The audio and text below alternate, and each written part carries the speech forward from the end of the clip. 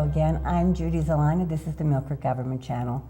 The Autism Society of Northwestern Pennsylvania exists to improve the quality of life across the lifespan of persons on the autism spectrum and their families in Erie, Crawford, Venango, and Mercer counties throughout advocacy, education, service, support, and research. Their activities are driven by the needs of their members. They promote an awareness of autism and other developmental disorders in the community. Joining us on the Government Channel to give us some insight on autism and also to talk about their programs and their activities that they have planned is Tish Bartlett, and Tish is the Executive Director of the Autism Society of Northwest Pennsylvania. Tish, you've been on before. It's always good to have you. Thank you so much. We appreciate the invitation. Have you on the program.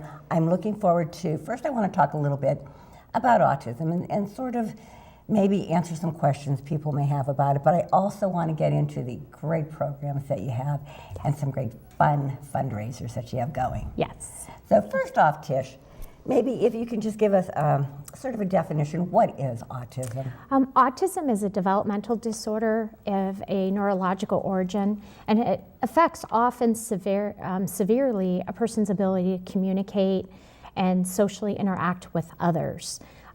The diagnosis is 4 times more prevalent in males than females. I did not realize that. Mm-hmm. Yes. I'm surprised. Now, what are some of the characteristics? Because people may say, my child is autistic. What would be some of the, I know not one size fits all, but what are some of the characteristics? Well, it is a spectrum because there are individuals that are profoundly affected and other individuals that are very high functioning that to the common person, they may not recognize some of the signs, but common is communication struggles, whether that's verbal or nonverbal, expressing their needs, wants, being able to read others' body language, understanding those unwritten social cues. Surprisingly, we have a lot of unwritten social cues that just do not come natural for an individual on the spectrum. Okay. Also, repetitive behaviors, structure, a strict schedule, anything that is, we call that unexpected behavior can really startle them and kind of, put their day onto the wrong trail, we'll say. Or even like deviating from the norm. Yes. Something like that. Yes. Is, their routine. They love that structured routine. Okay. That really, helps them get through the day. So we have, they can be overwhelmed with some sensory. Some of them are high sensory seeking, where they want the craziest roller coasters and swings and very daring. Others, any type of sensory overstimulation can upset their day, whether that's loud noises, bright lights, crowded rooms, having to deal with a lot of input, sound, smell, touch type things. Okay. And actually, why is early intervention so important? Well, the earlier a child is diagnosed, the sooner therapies can start, whether that is behavior modification, speech therapy, physical therapy, occupational therapy. All depends on the individual's needs. If they have some fine motor skill challenges, gross motor skills, speech delays is very common. All those therapies can start at a young age, can help them have better outcomes. So that gives them, just like early preschool, it gives them that head start. So then when they get into their elementary grades, they already have some of that behind them. And there's been studies that have showed that they'll have better outcomes throughout school and into adulthood. Because individuals that are diagnosed at, 2, 3 with autism, they will be an adult with autism. You don't outgrow it. It's with you forever. Now, some of the signs or some of the characteristics does not always mean like someone who doesn't start speaking at the time the book says they have to talk. They just may be a little bit slower at catching it up. So it's not like, as I said, it's not one size fits all. There's not a textbook and say, if your child doesn't do this at this age, then they could be autistic. That's why they need to be looked at early, correct? It never hurts to have an evaluation. If there's any question, that your child might have some of the signs, then an evaluation. I always recommend have the evaluation. it could say yes, and then you start those therapies early, Correct. or they could say no, and you can just go on with what you're doing. Right. So it doesn't hurt. Tish, how common is autism? Well, as of last year, the CDC says it's 1 in 59 are now affected with autism. And in the state of Pennsylvania, they did a survey several years ago, and they're estimating 36,000 adults by 2020 in Pennsylvania will be affected with autism. There's no cause for autism, is there? You know, people have been searching for causes. There really isn't, is there, Tish? There's still a lot of research going on trying to pinpoint. Right. In other words, we don't know of any We don't cause at have this a point. defined point yet. And now really, how could I tell? Well, we went over some of the signs of autism. So if I think just kind of keep an eye on your younger child, and if they Yes. If tend your to do repetitive behavior and things. If your child is not meeting the milestones, you know, pediatricians now go through a really detailed milestone kind of checklist. And if your child is not meeting the milestones, then your doctor may even suggest, you know, let's have an evaluation just to see what's going on. But as a parent, if you're questioning that your child is not developing appropriately with their fine motor skills, their gross motor skills, that would be fine as integral play, gross walking, crawling, jumping, climbing. And then if they're not developing with their speech, they're not interacting. I mean, at that young age, they peer-to-peer play. If they're not going past that, if they're not playing with toys appropriately, they're lining up their Matchbox cars versus driving them around, making the vroom vroom sound, then it might be time just to have an evaluation and see what's going on. It's better to know early than to wait. Right. You had mentioned the spectrum, on the spectrum. What exactly does that mean? Well, the autism spectrum disorder was created in 2012, where they merged all the diagnoses. It used to be a division where you had Asperger's, PDD-NOS, classic autism. Now they all fall under the autism spectrum disorder, and then they're divided by levels. So, and the levels are dependent on what the needs of the individual is. Okay. So the more, you know, profound individual who will need lifetime supports, most likely nonverbal, non-communicative, all the way up to those that we always see, such as Dr. Temple Grandin, very high functioning. She's a professor, works with large animals, and very, very high functioning, but has some significant social challenges. It would have to be difficult for a child to, if they are not diagnosed, and they don't get diagnosed till a later age, I think it would be very difficult for them to be in school, go through the normal routine of friends and so forth. It's probably a struggle, wouldn't you say? I'd say in dealing, you know, with our parents and being a parent myself, in the elementary years, typically, you know, all kids are developing at a different pace. But once they get into middle school and high school, that's when our teens, diagnosed or not diagnosed, start to see a little difference between them and their peers. And that's when they'll notice that, you know, they're socially different than their peers. But I have to say, our community is doing a wonderful job of raising awareness, especially within the schools. And a lot of our neurotypical peers are embracing kiddos that are with special needs, whether that's autism or another disability. And it's refreshing to see that they are welcomed, and you know, the only thing individuals with autism want is to be treated like everybody else. Yes, that's right. And so it's wonderful to see that is happening. Tish, where is my first go-to? What is the first thing I should do, or if I suspect that something is wrong with my child or that they may be showing some signs? Where do I go? Who do I turn to? Well, you can reach out to our office, and we can provide you with options for getting an evaluation.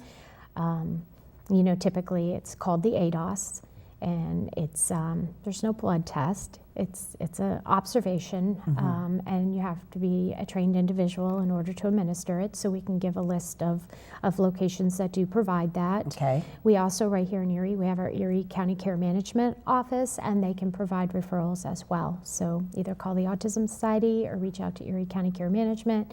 A youngin, you can, under 3, early intervention. You can reach out to the Northwest Intermediate Unit. We call it the IU5. They're located in Edinburgh. Yes. And they can also give some directions, especially for those early intervention kiddos. Okay. Tish, I want to talk about, because you've got so many things going on, different programs. I mean, for every age, individual, any type of interest, you have a program. I'd love to let our viewers know what you have to offer. Okay, yeah, we, the entire goal of the Autism Society is to be family support. Okay. And we want across the lifespan. So, sometimes when your child gets diagnosed, it can be a little scary. And if you don't have friends already with kiddos, you're not sure where to turn. No, you wouldn't. You'd feel all alone, wouldn't you? Yes, you do. You feel lonely, and you should never feel lonely.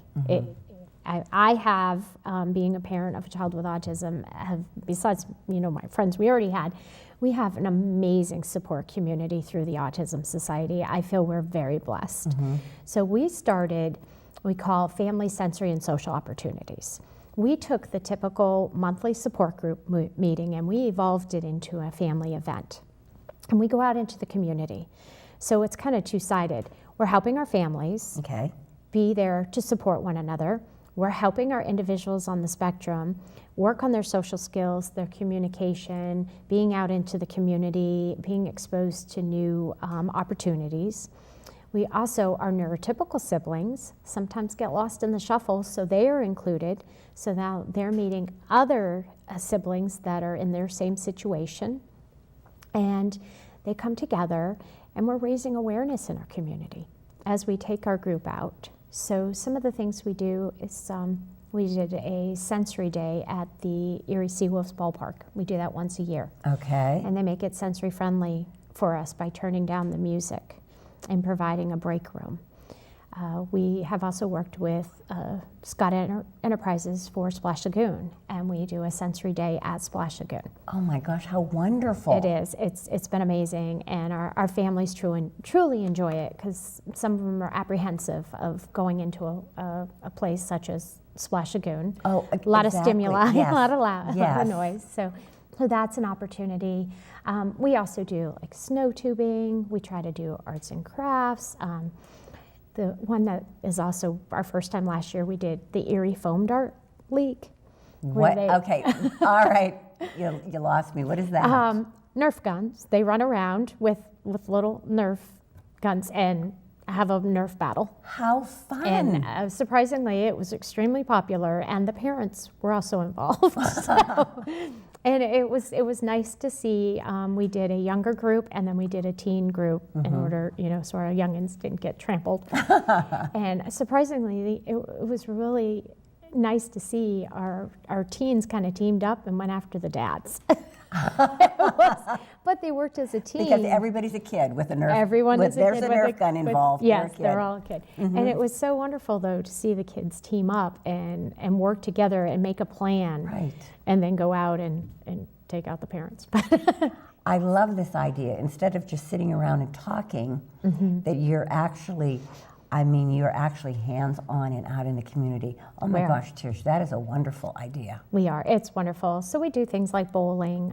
Just the past weekend, we were up at Hooch and Blotto's doing the, candlepin bowling. They love that.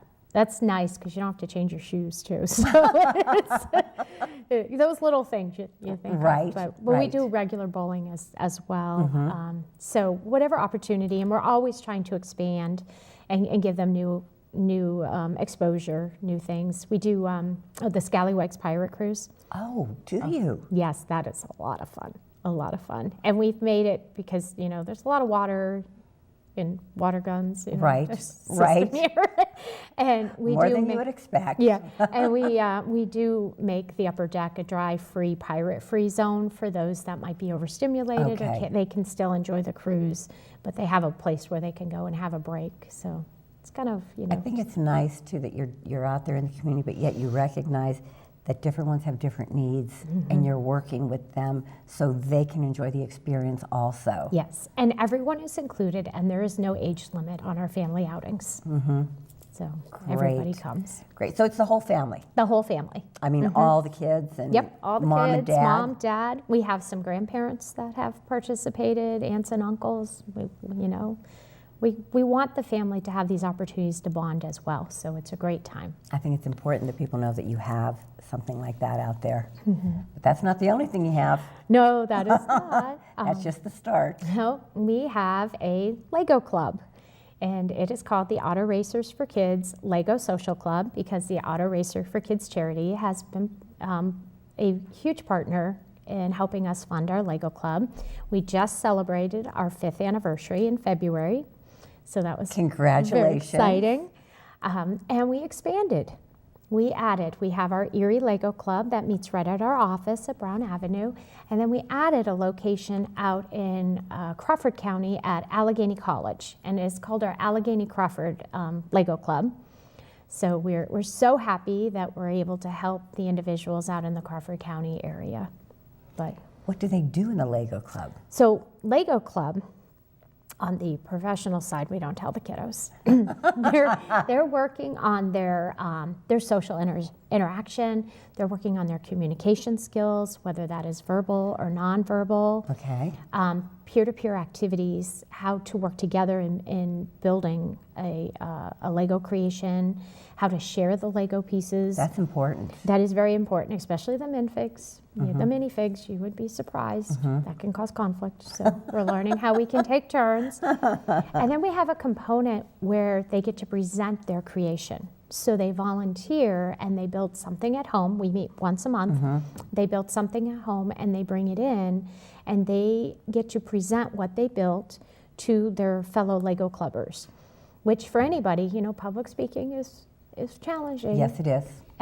But it's a preferred activity. They like Legos, they like to build them, so they have to stay on task and explain what they built, how they did it, and then the other Lego clubbers have to do their whole body listening and ask questions, but the questions have to be specific to the Lego build. They can't ask them other things like how's the weather, or, because they all have a direct interest, and Right. sometimes they kind of derail to that. But so they're learning to listen, comprehend, and ask on-task questions. I love it. I do. I love that. And we said we weren't going to force anyone to do it. We have a wait list to present. that. They love to bring in their build. And the number one question that is always asked, did you build it from a kit, or did you build it on your own? That is the number one question. Is it really? Yeah, and they are very proud to say they built it on their own. Oh, and well, they should be. They should be. I couldn't build half of what they do, but it's what really, their creativity is amazing. Absolutely amazing. Wow. Now, you also have a teen club. Yes. What's involved with the teen club? So our teen club is the Friends and Pals Teen Club for ages 13 to 21, and it's kind of two-sided. So we have the monthly teen club, which is a social club. We have dinner at our office, and then we have a social activity. So sometimes it's a how to get to know each other, and we do a what would you do type questions, or what do you like type questions, so they can break the ice and get to know each other and learn that they have things in common. Right. A second part we do during the social club is we always do one time a session is cooking. So we did mini pizzas. Everybody learned how to make their own individual pizza. And who doesn't like pizza? Yeah, who doesn't like Exactly. pizza? There was a lot of flour, but they had a great time. There you go. And so give them independent life skills. Right. We always try to touch on electronic communication, social media, the do's and don'ts, how to be safe. That's really an important topic. So we do a lot of role playing, good and bad friends with role playing. Right. So things like that are covered in the social club. Good. In the fall of each year, we added, last fall, we added a pilot program. We call it Bridge to Success. It ran for 12 weeks, once a week. We, of course, did dinner. And it was a neurodiversity in the workplace was our curriculum. And we did skill building. And we talked about what it would be like in the workplace. How do you work with your coworkers? We did role playing on if you had an issue with the lighting in the office, how would you address this with your boss? Appropriate and inappropriate dress in the workplace. Bullying. We covered a couple weeks on bullying in the workplace and what would you do? Who would you go to? You guys are amazing. You really are. Before we run out of time, I want to talk, you've got Autism in Our Community event. Tell us a little bit about that, because I want to get into your grant and fundraisers before we Autism in Our Community event is our annual conference, and we have offered this. Last year was our 10th year, and we bring in a national speaker. We hold it in October, so for 2019 it will be held on October 5th. We have already secured Kara Daly. She is a pediatric psychologist with a very strong behavioral background, so she'll be leading our conference this year. It is designed for professionals as well as parents, caretakers, adult siblings, and under professional, of course, teachers, therapists, the whole. So there'll be a lot of information at the ACE event. Scholarship. Tell us about that. That's something new. Last time you were on the program, I don't believe that you had scholarships. What's involved with that? We started a scholarship fund. It's called the Autism Society NWPA Scholarship Fund through the Erie Community Foundation. And we have designed it that we are awarding 4 $1,000 scholarships each April to an individual that wants to further their education, of course, an individual on the autism spectrum. And that's either through university, college, a trade school, a job training program, because everyone's future looks a little different. Right, yeah. So this is an opportunity for them to get some extra funds to help them go beyond their high school education. What about a grant program? Yes, we do. We have offered a grant program for many, many years.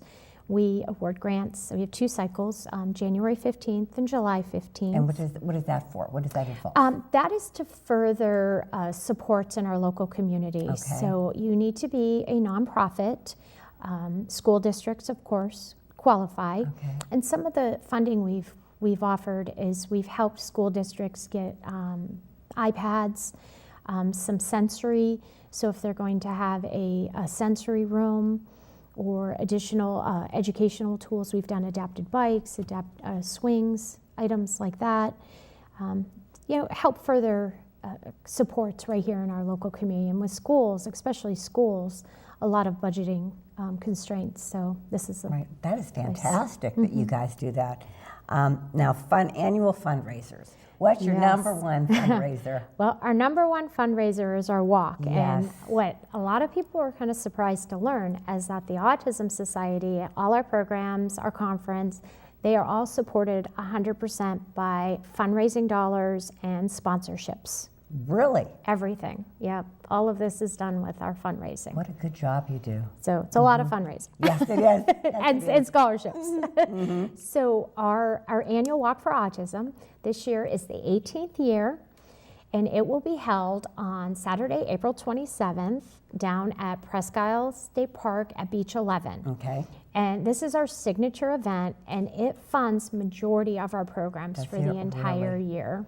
Well, you, honestly, I've seen it on the news. You guys have a turnout, like I just can't believe it. Yes, the community has been wonderful. Isn't it? Our families, we have the opportunity, we have teams, so our families, local businesses, school districts set up teams, they recruit walkers, they do many fundraisers, and that's really what has helped it be so successful. And of course, our amazing sponsors and supporters. Yes. Pieces of Hope Autism Campaign. Oh, tell us about that. We are blessed to have been selected by Panera Bread, Corvelli Enterprises, and they do each year the Pieces of Hope Autism Campaign, which is their signature shortbread cookie with a puzzle piece on it. And this year it is April 8th through April 14th, and we get 100% of the proceeds for every cookie sold. So we say every cookie counts. That's right. And it's- All right, there's no excuse now. If we like cookies, we can say we're doing it for a cause. Yes, yes, yes. That makes them guilt-free. Isn't that wonderful? I mean, think of how the community all comes together for you. But then, you know, you're there for the community, for those that are frightened, don't know where to go, where to Yes. turn. So it's We wonderful. are the safe place for them Yes, to you come are. and get information and help and support. And we are so blessed with the community support. Yes. And we have grown tremendously. And we have a lot on our plate for this next year as we continue to grow and expand. So we Yes. have room for everybody. Tish, if someone has any questions or wants to get a hold of you, how can they contact? They can call us, Okay. 814-455-3540, or they can come see our brand new website. We're very proud, at autismnwpa.org. We have all of our programs and events listed on the website, and opportunities to donate or support fundraisers. And we also have a presence on Facebook. Okay. Tish, it was wonderful having you on the program, letting us know what's going on, because you always have something going, and you're expanding, We which are. shows the need for the Autism Society. So thank you for all that you do. Thank you. We appreciate this opportunity. Oh, thank you. Viewers, if you have any questions, if you need some further information, please feel free to reach out to them. They're there for you. Thank you so much for tuning into the Millcreek Government Channel. Until next time, have a wonderful day.